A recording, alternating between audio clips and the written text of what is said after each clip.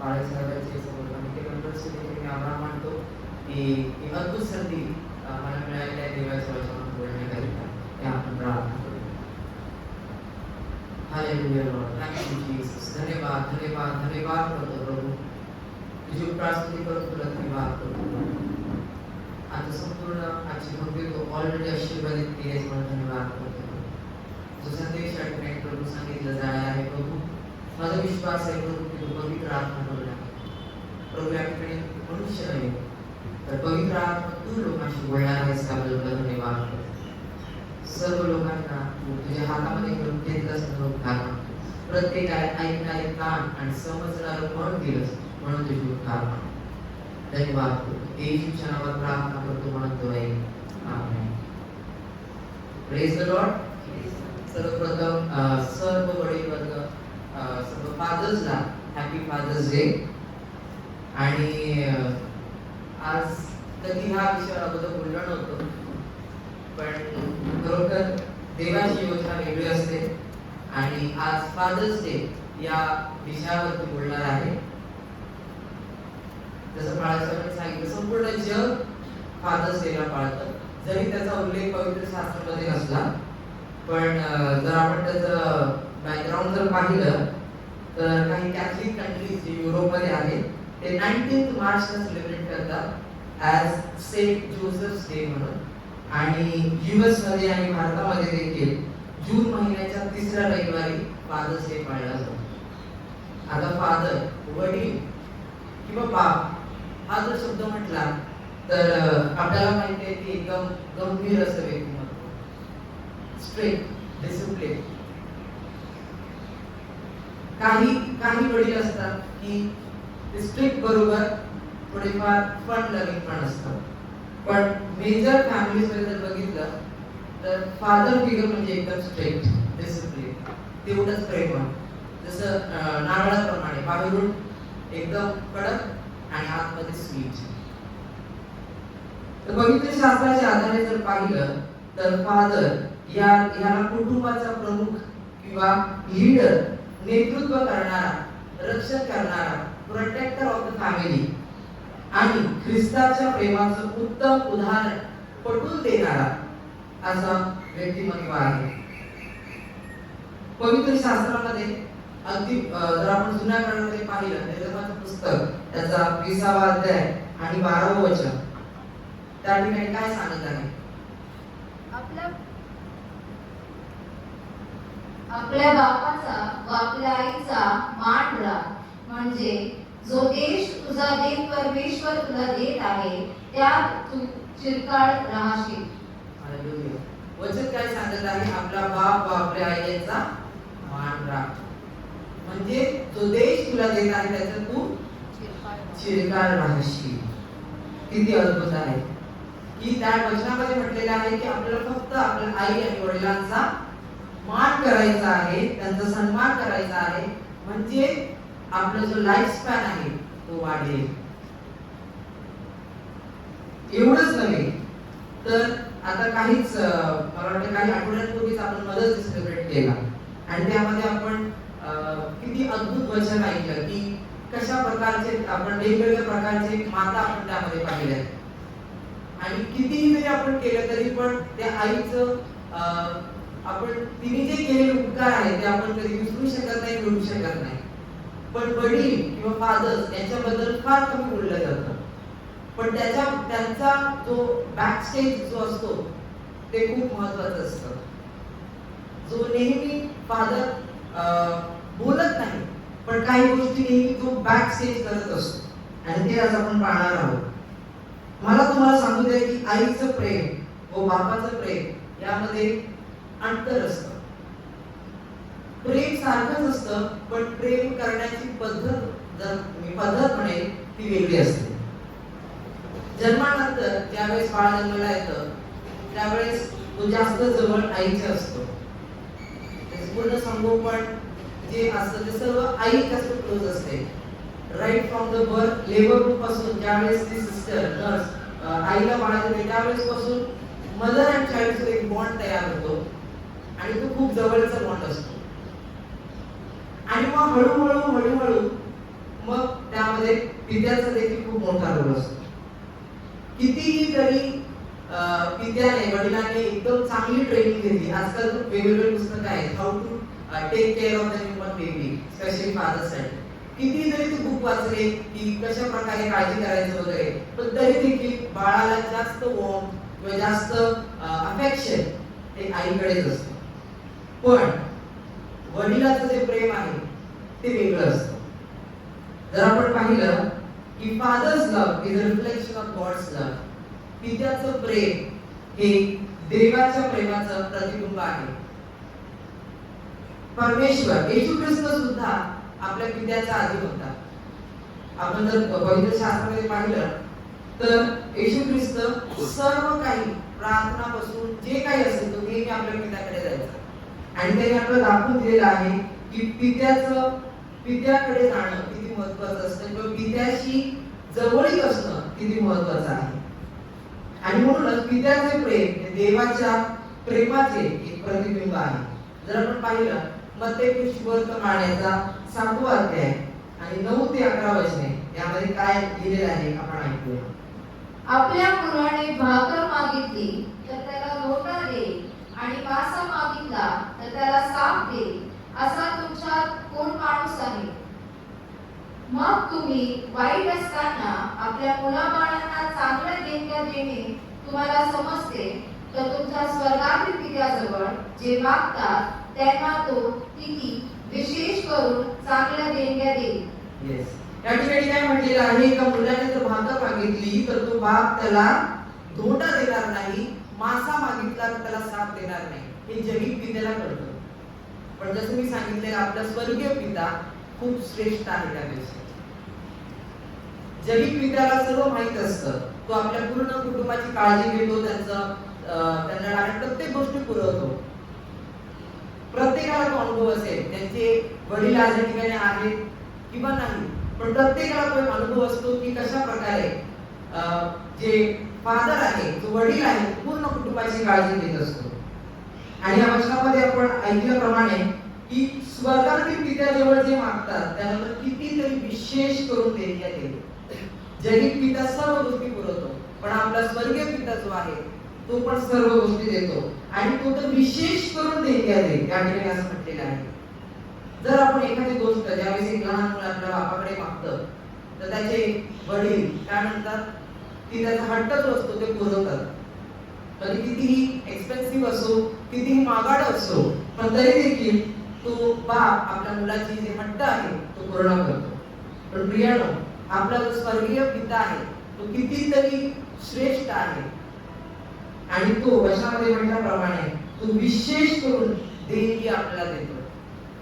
ज्यावेळेस आपण त्या पित्याकडे जातो कधीच निराश होत नाही. कदाचित आपला जगिक पिता पण आपल्या निराश होईल, पण ज्यावेळेस आपण आपल्या स्वर्गीय पिताकडे जातो, त्याच्याकडे मागतो, कधीच नैराश्य आपल्याला मिळत नाही. पितृत्वावर उत्तम शिक्षण म्हणजे उधळा पुत्राचा दाखला. आताच आपण दुसरा शास्त्रपाठ वाचला, त्यामध्ये आपण ब्युटिफुल स्टोरी त्या ठिकाणी दिलेली आहे की कशा प्रकारे उधळ्या पुत्राने सर्व आपली मालमत्ता गमावली आणि नंतर तो पुन्हा आपल्या वडिलांकडे येतो. आपण बऱ्याच वर्षापासून हे दाखला ऐकलेला असेल की कशा प्रकारे उधळ्या पुत्राने सर्व मालमत्ता आपली विकून काढली आणि नंतर त्याला पश्चाताप झाला आणि तो आपल्या बापाकडे येतो. तर त्यामधलं आपण फक्त 20वे वचन काय सांगतं हे आपण ऐकू.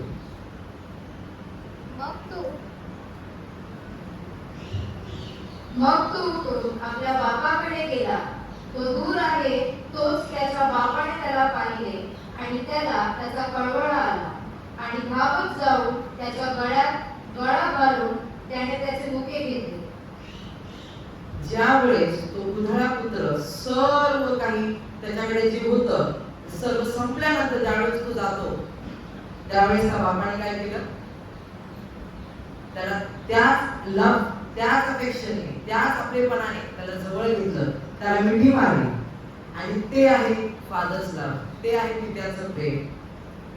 त्याला माहित होतं की त्याच्या मुलाने त्याच्या संपत्तीचा वाटा घेतला आणि ते घेऊन त्याने सर्व जे होतं नव्हते सर्व त्याने खर्च केलं. आणि त्याच्यानंतर तो त्या बापाकडे आला.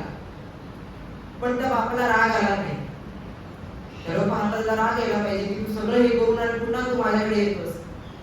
पण त्या बापाने काय केलं? उलट केलं. त्याने ऑपोजिट केलं. काय केलं? त्याने त्या आपल्या मुलाला जवळ घेतलं, त्याला मिठी मारली आणि त्याने उत्सव साजरा केला, मोठं सेलिब्रेशन केलं. का? आणि पुढच्या वर्षामध्ये जर आपण पाहिलं तर असं म्हटलंय, तो म्हणतो माझा मुलगा मेला होता, जिवंत झाला आहे, हरवला होता, तो सापडला आहे. प्रियानो, हे आहे पित्याचं प्रेम. That is the father's love. ते पित्याचं प्रेम हे जरी दिसत नसेल, पण ते पित्याचं प्रेम एक असतं आणि तो प्रत्येकाला तो अनुभव असतो. या दाखल्यामध्ये आपल्याला एकदम चांगल्या प्रकारे दिसून येतं की कशा प्रकारे त्या बापाने आपल्या मुलाचं स्वागत केलं.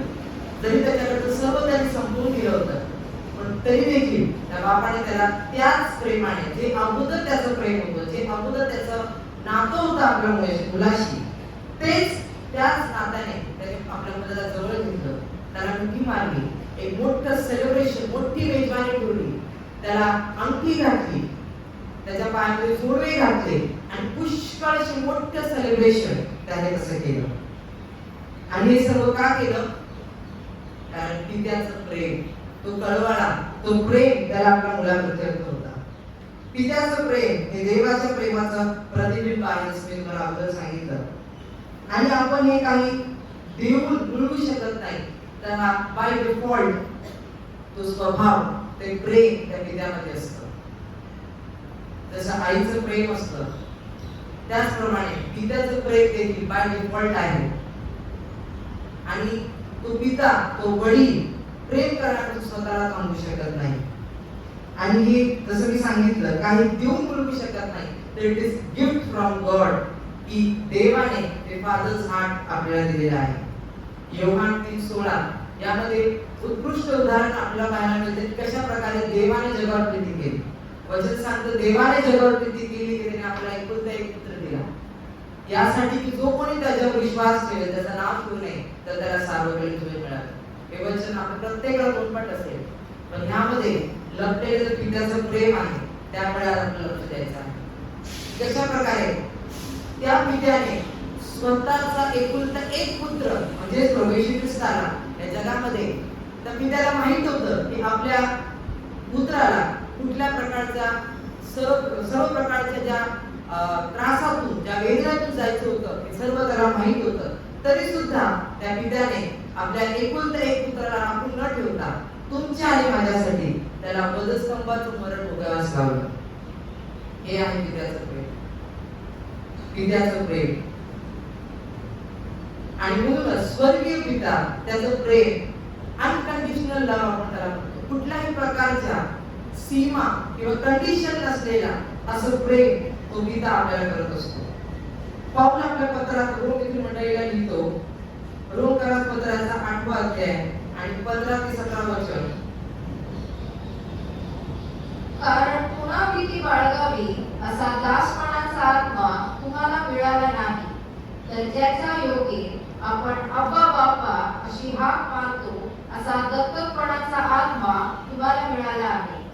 तो आत्मा स्वतः आपल्या आत्माबरोबर साक्ष देतो की आपण देवाची मुले आहोत, आणि जर मुले तर वारीसही आहोत, म्हणजे देवाचे वारीस, ख्रिस्ताबरोबर सोबतीचे वारीस असे आहोत.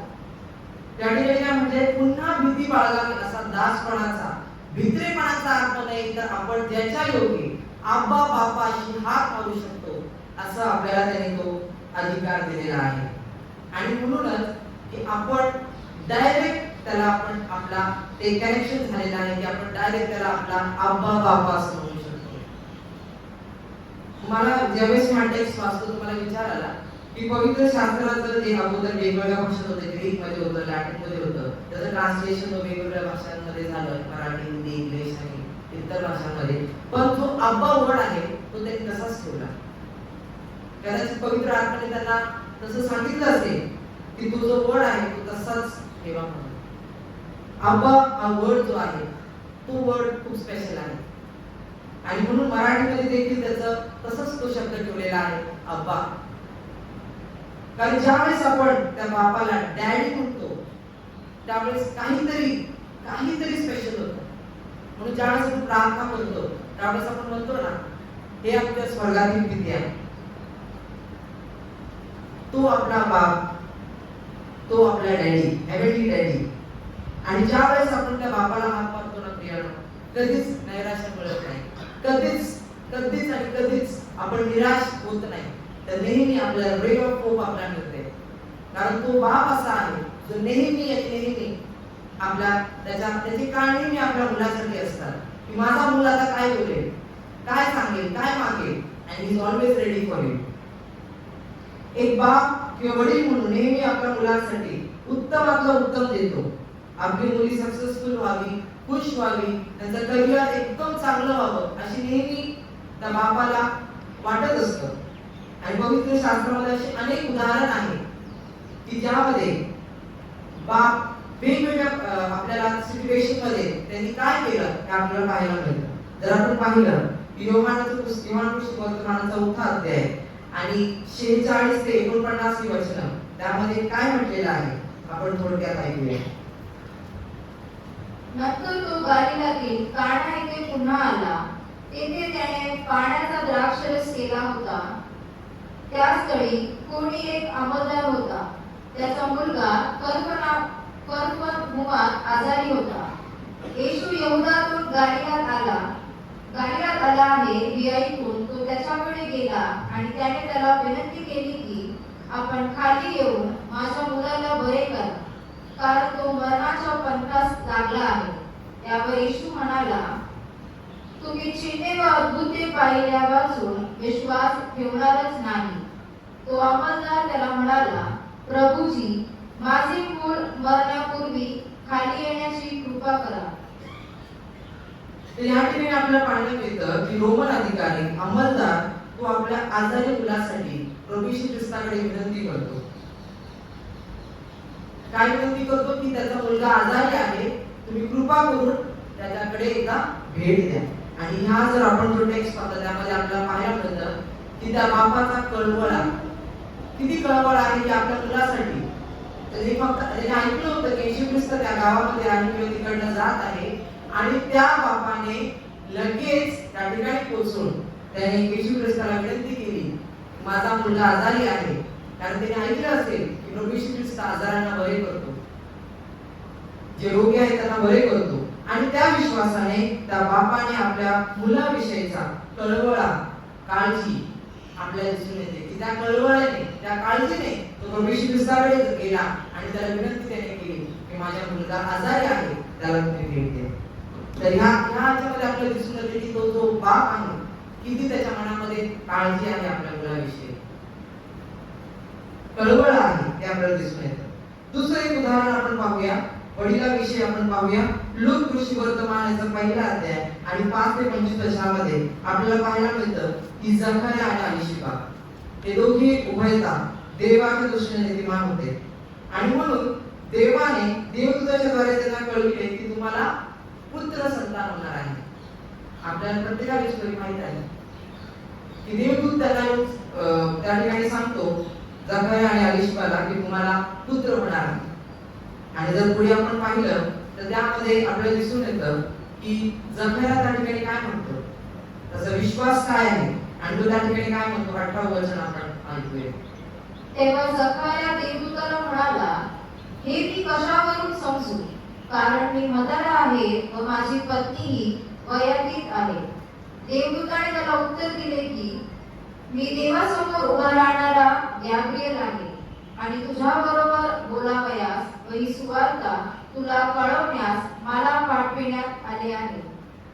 या ठिकाणी आपल्याला काय समजतं की ज्यावेळेस देवदूताने त्या जकर्याला सांगितलं की तुला पुत्र होणार आहे, तुला मूल होणार आहे, त्यावेळेस त्या ठिकाणी त्या फ्युचर डॅडीचा आपल्या त्या ठिकाणी अविश्वास दिसतो की त्याने विश्वास ठेवला नाही. त्याच्यामध्ये डाऊट आला, त्याच्यामध्ये शंका आली की देव असं कसं करू शकतो, देव एवढ्या महान गोष्टी करू शकतो का, यावर त्याने विश्वास ठेवला नाही. शंका आली. प्रियानो, ज्यावेळेस आपण या जगामध्ये जगत असतो, जगत असताना प्रत्येक मनुष्यामध्ये डाऊट, संशय हा येत असतो. पण जर आपण पवित्र शास्त्रामध्ये निपुण असलो, जर पवित्र शास्त्राचे वचन जर आपल्या हृदयात असले, तर अजिबात त्या डाऊटला, त्या संशयाला जागा मिळत नाही.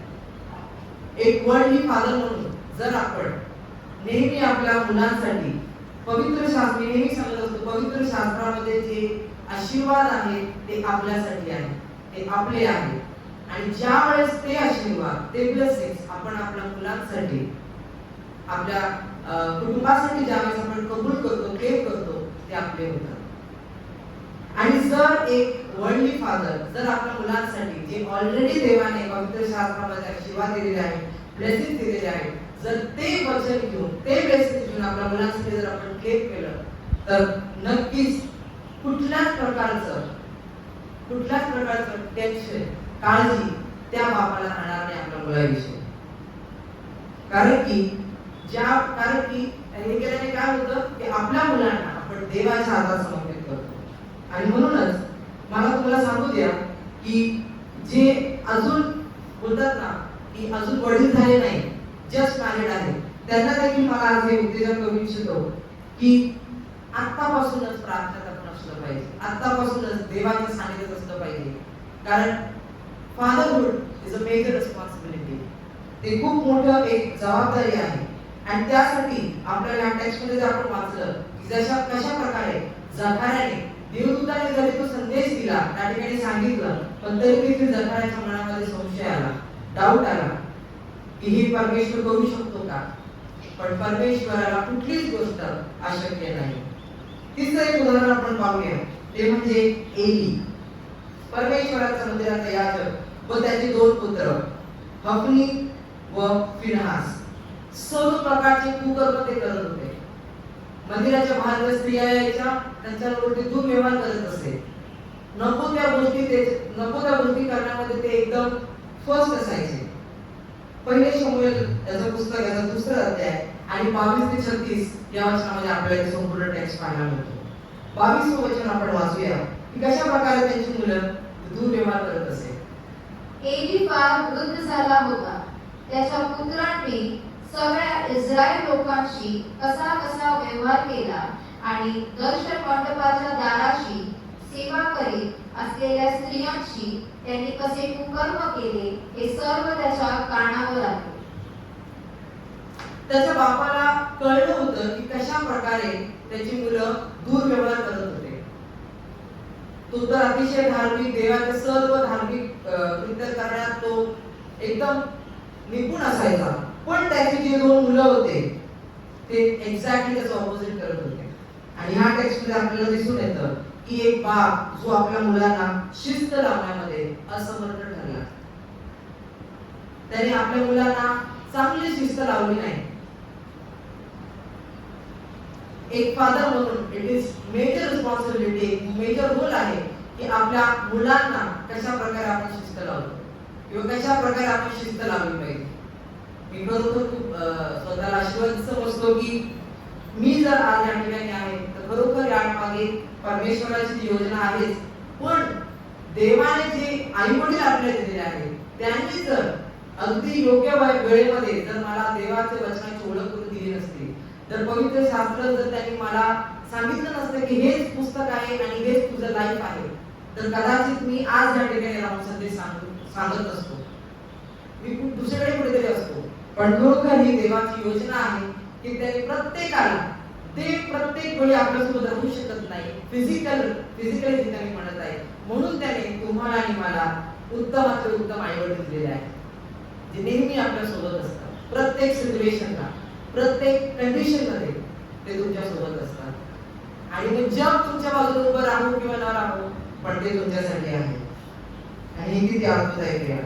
आपण चौथं एक उदाहरण पाहूया की ज्या बापाने अंतकाळ जवळ आला असताना आपल्या पुत्राला काहीतरी सांगितलं आणि ते काय सांगितलं ते आपण ऐकू. आपण ऑलरेडी ऐकलेलं आहे प्रथम शास्त्र पाठामध्ये, पहिले राजाचं पुस्तक दुसरा अध्याय 1 ते 4 वचन. दाविदाचा अंतकाळ जवळ आला तेव्हा त्याने आपला पुत्र शलोमोन यास ताकीद देऊन म्हटले, मी जगाच्या रहाटीप्रमाणे जाणार, तर तू हिम्मत धर, मर्दमुखी दाखव. तुझा देव परमेश्वर याने वचन लागू दिले आहे ते पाळ, त्याच्या मार्गाने चाल आणि मोशेच्या नियमशास्त्रात लिहिल्याप्रमाणे त्याचे नियम, आज्ञा, निर्णय व निर्बंध पाळ. म्हणजे जे काही तू करशील त्यात व जिकडे तू जाशील तिकडे तुला यश प्राप्ती होईल. आणि माझ्या संबंधाने दिलेले वचन परमेश्वर कायम राखील. ते वचन असे की जर तुझी संतती आपल्या मार्गाकडे लक्ष पुरवेल व माझ्या समोर सत्याने व जीवे भावे चालेल तर इस्रायलाच्या गादीवरील तुझ्या वंशातला पुरुष खुंटणार नाही. तर ह्या शास्त्र भागामध्ये आपण पाहतो की प्रत्येक वडिलाने जे आपल्या मुलाला सांगायचं आहे त्या ठिकाणी म्हटलेलं आहे. ज्यावेळेस दावीद राजा त्याच्या शेवटच्या टप्प्यामध्ये असतो, शेवटच्या वेळेमध्ये असतो, अंतकाळीचा समय, तो आपल्या मुलाला शल्मोनाला काहीतरी सांगतो. आणि तो काय सांगतोय आपण आताच वाचलेला आहे की तो सांगतो की जो नियमशास्त्र आहे, जो मोशेचा नियमशास्त्र आहे, तो नेहमी तुझ्या लक्षात असू दे. पण प्रियानो, आता आपल्याला नियमशास्त्र पाळायचं नाही, तो ऑलरेडी प्रभू येशू ख्रिस्ताने पूर्ण केलेला आहे. पण आपल्याला जे पवित्र शास्त्र आहे त्याच्यामध्ये जी वचन आहे की ते आपल्या मुलाला सांगायचं आहे. आणि ते बाबाची मेजर रिस्पॉन्सिबिलिटी आहे. ते त्या पित्याचं रोल आहे ते त्यांनी आपल्या मुलांना सांगायचं आहे की पवित्र शास्त्र ते तुझ्यासाठी आहे. That is the book of life त्याला म्हटलं जातं. आणि ज्यावेळेस ह्या गोष्टी तो बाप आपल्या मुलांना सांगतो तर त्या मुलांचं जीवन पूर्णतः आशीर्वादित होतं. मग त्यांच्या जीवनाच्या कुठल्याही टप्प्यामध्ये ते कधीच कुठल्याच प्रकारे कुठल्याच मोहाला बळी पडणार नाही. तर नेहमी देवाचं वचन त्यांच्यासाठी ढाल असेल, शस्त्र असेल. कारण आपल्याला देवाचं वचनच घेऊन पुढे जायचं आहे. जगामध्ये राहत असताना बापाची फार मोठी जबाबदारी आहे, जी मी ऑलरेडी तुम्हाला सांगितलेलं आहे की आपल्या मुलाच्या आध्यात्मिक वाढीसाठी बापाची खूप मोठी रिस्पॉन्सिबिलिटी म्हणजे प्रार्थना करणं, देवाच्या वचनातून बोध करणं. राजा असूनही त्याने स्वतःची शेवटच्या सणी त्याने महानता काय सांगितलं आपल्या मुलाला की मी एवढं काय केलं, आता मग पुढचं राज्य तुला सांभाळायचं आहे, त्या गोष्टी न सांगता त्यांनी वेगळं सांगितलेलं आहे.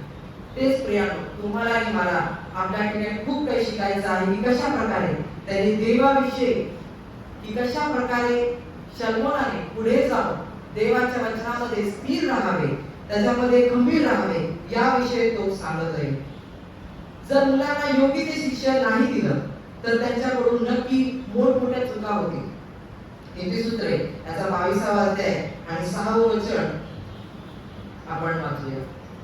मुलाच्या स्थितीस अनुरूप असे शिक्षण त्याला दे, म्हणजे वृद्धपणीही तो त्याचपासून परावृत्त होणार नाही. ही देखील एक जबाबदारी आहे. वचनामध्ये म्हटले आहे की आई वडील म्हणून आपली रिस्पॉन्सिबिलिटी आहे की त्यांना आपण शिक्षण द्यायचं आहे, योग्य ते शिक्षण द्यायचं आहे. म्हणजे वृद्धपणातही ते परावृत्त होणार नाही. म्हणजे जे कुठल्याही स्टेज मध्ये लाईफच्या ते कधीच मागे पडणार नाही. कारण जर एकदा देवाचं वचन ज्या मुलांच्या अंतःकरणात पेरलं जातं ते वचन फळ दिल्याशिवाय कधीच परत येत नाही. आणि जर देवाचं वचन अगदी लहानपणापासून त्या मुलांमध्ये जर पेरलं गेलं तर नक्कीच ते फळ देणारं असं होईल. आणि म्हणून या ठिकाणी बापाचा पण मोठा रोल आहे की कशा प्रकारे आपल्या मुलांना प्रेम करायचं आहे. सुंदर उदाहरण म्हणजे अब्रामाचं. उत्पत्तीचं पुस्तक याच्या 22व्या अध्यायामध्ये आपल्याला पाहायला मिळतं की देवाच्या आज्ञेनुसार एकुलता एक पुत्र इसहाकाचं अर्पण करण्यासाठी तो त्या डोंगरावर जातो. आपल्या प्रत्येकाला माहित आहे. आणि जरी त्याला देवाने सांगितले की तू आपल्या मुलाचं अर्पण कर, पण प्रियानो, our God is a good God, त्याने तसं होऊ दिलं नाही. आणि त्याने काय केलं ते आपल्या प्रत्येकाला माहिती आहे. पण त्या ठिकाणी आपल्याला आढळून येतं की कशा प्रकारे त्या पित्याने प्रथम स्थान आपल्या कुटुंबाला न देता देवाला दिलेला आहे, त्या पित्याला दिलेला आहे, तो स्वर्गीय पित्याला दिलेला आहे. आणि त्याच्यामुळे त्या स्वर्गीय पिता, तो पण एक आपला पिता, तो स्वर्गीय पिता आहे. मग तो असं कसं होऊ दे की त्या पित्याला सांगेल की तू आपल्याच मुलाचं वध कर किंवा त्याचं अर्पण कर. कारण he has a fathers heart, त्याला पित्याचं हृदय आहे त्याच्याकडे. आणि म्हणून ह्या टेक्स्ट मध्ये आपल्याला पाहायला मिळतं की अब्रामाचं विश्वास, अब्रामाचं फर्स्ट प्रायोरिटी त्याने त्या स्वर्गीय पित्याला दिलेली आहे आपल्या जीवनामध्ये. अब्रामाने सर्वप्रथम देवावर प्रेम होतं. आपल्या कुटुंबापेक्षा त्याने देवाला महत्त्व व प्रथम स्थान दिलेलं आहे. एक बाप असूनही त्याचा कुटुंबाचा प्रमुख तो स्वतः नव्हता, तर देव होता, तो स्वर्गीय पिता होता.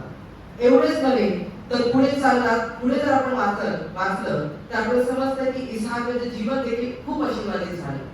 अब्रामामुळे त्याच्या मुलाचं जीवन देखील आशीर्वादित होतं. जर एक बाप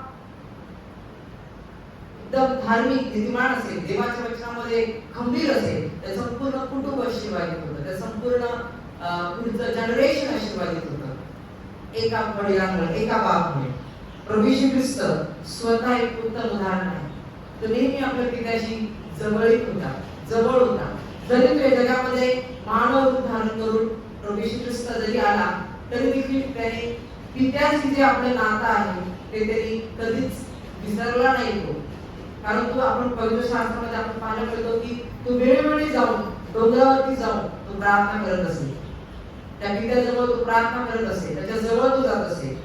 हे उत्तम उदाहरण आपल्याला दिसून येतं की तो संपूर्णतः आपल्या पित्याला समर्पित होता. आणि म्हणून यातून आपल्याला शिकायला मिळतं की कशा प्रकारे प्रभू येशू ख्रिस्त त्या पित्याला सरेंडर केलं होतं, त्याने समर्पित होता. आजच्या या फादर्स डेच्या दिवशी फक्त फादर्स नाही तर आपण सर्वजण त्या स्वर्गीय पित्याला धन्यवाद दिला पाहिजे की त्याने आपल्या प्रत्येकाला असं एक व्यक्तिमत्व दिलेलं आहे ज्याला आपण डॅडी किंवा फादर असं म्हणतो. आज प्रत्येक जण देवासमोर आपण निर्णय घेऊया की आमचं घर, कुटुंब वचनावरतीच आधारित असेल. जरी आज फादर्स डे आहे तर फक्त फादर लोकांनाच मी बोलतो असं नाही, तर प्रत्येकाला म्हणजे इथल्या प्रत्येक लोकांना मला उद्देश करायचा आहे की आपलं कुटुंब हे देवाच्या वचनावरतीच आधारित असलं पाहिजे. फर्स्ट प्रायोरिटी नेहमी आणि नेहमी देवाचं वचनच असलं पाहिजे. ज्या कुटुंबाचा प्रमुख ख्रिस्त आहे, ज्या कुटुंबाचा हेड ऑफ द फॅमिली जर तो स्वर्गीय पिता आहे, तर ते कुटुंब कधीच कुठल्या प्रसंगी हलणार नाही. कितीही वारा वादळ आलं, कितीही फायनान्शियल क्रायसिस आले, कितीही मोठा डोंगर कोसळला, तरी देखील ते कुटुंब स्ट्रॉंग असणार, खंबीर असणार. कारण त्या कुटुंबाचा प्रमुख कोण असणार आहे? स्वर्गीय पिता. आणि तो स्वर्गीय पिता नेहमी आपल्यासाठी तयार असतो. आपली प्रार्थना नेहमी तो ऐकत असतो. या आपण प्रार्थना करूया. हालेलुया. धन्यवाद प्रभू. खरोखर प्रभू आम्ही तुला धन्यवाद देतो. त्या स्वर्गीय पित्याला आम्ही धन्यवाद देत आहोत की तू आमचा पिता आहेस, तू आमचा पिता आहेस आणि आमची प्रत्येक गोष्ट तू आम्हाला पुरवतोस. त्याबद्दल आम्ही धन्यवाद करतो. प्रभू आम्ही वाचलेल्या वचनामध्ये की जेही बापाला समजतं की आपल्या मुलाला कुठल्या गोष्टीची गरज आहे आणि तू तर आमचा आत्मिक पिता आहे, तुला विशेष करून देणग्या तू आम्हाला देतोस. त्याबद्दल धन्यवाद करतो. प्रभू आज आम्ही विशेष प्रार्थना करतो, तुला विनंती करतो प्रत्येक पित्यासाठी प्रभू जे आज या ठिकाणी बसलेले आहेत प्रभू, जे आले नसतील पण या मंडळीची सभासद आहे, त्या प्रत्येक पित्यासाठी, प्रत्येक फादरसाठी फादर वी प्रे टू यू लॉर्ड की प्रत्येकाचं हृदय तू तुझ्या हातामध्ये घे प्रभू.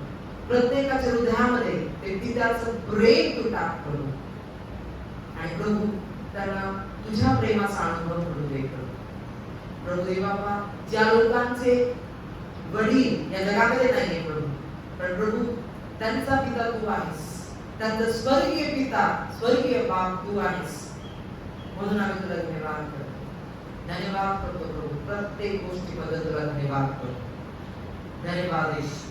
Thank you Jesus. Hallelujah Lord. Thank you Jesus. म्हणून एक गीतकार त्याच्यावर एका गीतामध्ये म्हणतो की तो आपला अब्बा पिता आहे, तो आपला अब्बा पिता आहे. अब्बा हा शब्द खूप महत्वाचा आहे. अब्बा पिता वचनामध्ये म्हणते की त्याने आपल्याला अब्बा पिता, अब्बा बाबा म्हणण्याचा अधिकार दिलेला आहे.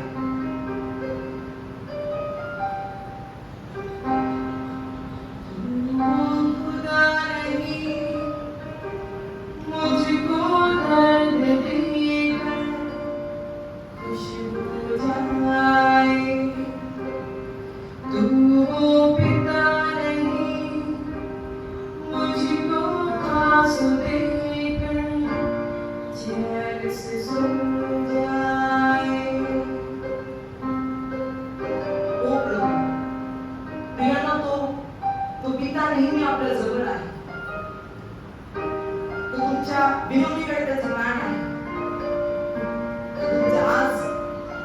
नसेल तर तो तुमचा पिता आहे. तो तुमचा पिता तुमच्यासाठी आहे. चोट मुझको लगे, दर्द तुझको होता है, मेरे आंसू से पहले तेरा आंसू बहता है, मेरे आंसू से पहले तेरा आंसू बहता है. हाथों को थामकर मुझको जलाता है, अपनी बाहों में हरदम उठाता है.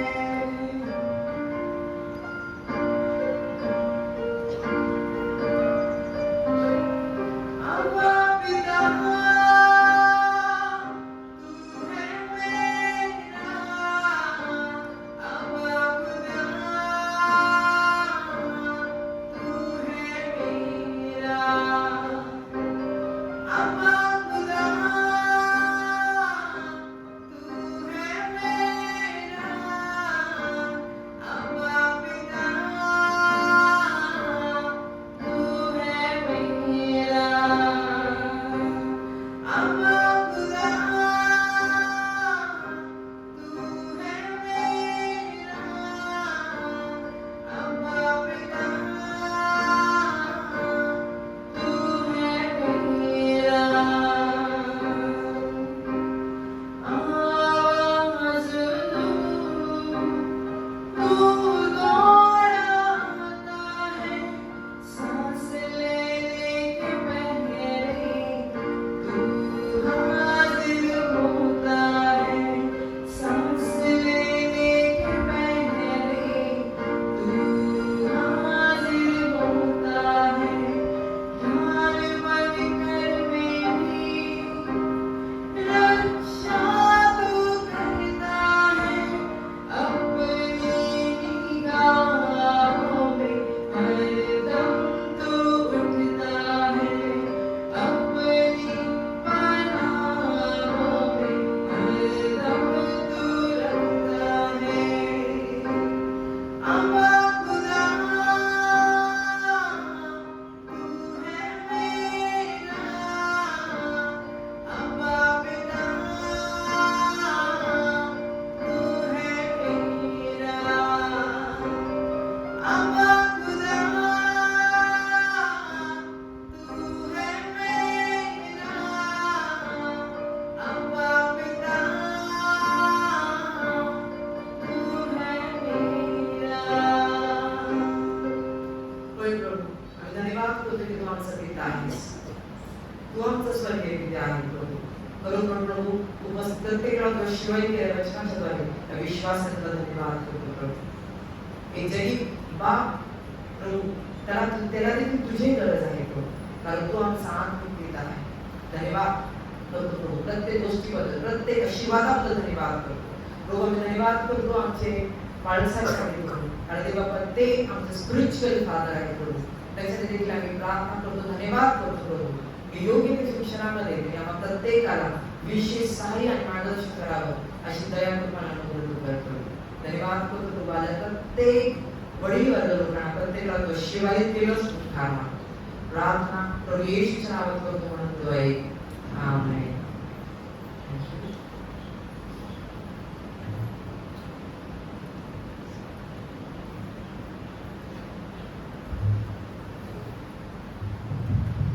धन्यवाद रॉबिन. बाबाचं डेफिनेशन, वडिलांचं डेफिनेशन काय असतं हे प्रश्नाद्वारे सुंदर असं एक्सप्लेनेशन रॉबिनने आपल्या सर्वांसमोर मांडलेलं आहे. कधी बाप वळण लावत असल्याने तो वाईट असतो, तर कधी त्याच्या रागामुळे तो वाईट असतो. पण प्रियांनो, मुलांना पायावर उभं करणारा, औषध पाजणारा म्हणजेच बाप असतो. प्रत्येक मुलाच्या मागे खंबीर उभा राहणाराच म्हणजे बाप असतो. आपला जैविक पिता आणि त्याचबरोबर स्वर्गीय पिता, या दोघांचं मर्म काय असतं, त्यांचे इम्पॉर्टन्स आपल्या लाईफमध्ये किती आहे, याचं सुंदर असं विश्लेषण रॉबिन असले यांनी वचनाद्वारे आपल्या सर्वांना सांगितलं, म्हणून आम्ही त्यांचे आभार मानतो.